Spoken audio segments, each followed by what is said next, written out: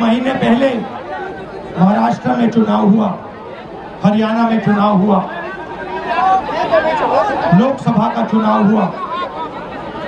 उससे कुछ ही महीने पहले, लोकसभा के चुनाव के कुछ ही देर बाद महाराष्ट्र और हरियाणा में विधानसभा का चुनाव हुआ। लोकसभा के चुनाव में महाराष्ट्र में इंडिया गठबंधन मेजॉरिटी लेके आए, जीत के आया, और विधानसभा के चुनाव में कुछ ही महीने बाद इंडिया गठबंधन बुरी तरह हारा। उस समय हमने कुछ ज्यादा बोला नहीं, मगर हमने काम शुरू किया।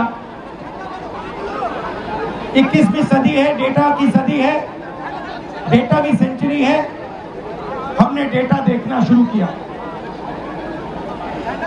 और जैसे ही हमने डेटा देखना शुरू किया, हमें पता लगा कि लोकसभा में और विधानसभा में 1 करोड़ नए वोटर शामिल हुए।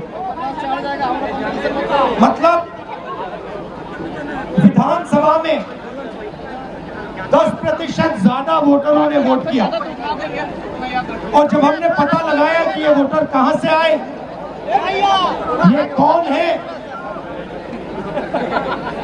तो आश्चर्य की चीजें निकली।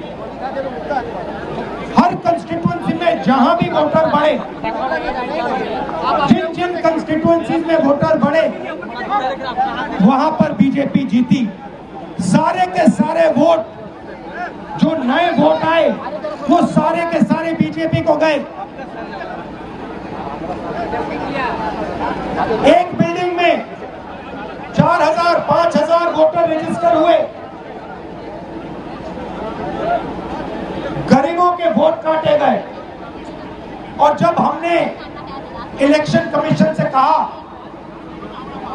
कि आप हमें वोटर लिस्ट दीजिए, आप हमें वीडियोग्राफी, जो हर पोलिंग बूथ में वीडियो लगा हुआ है, वो दीजिए,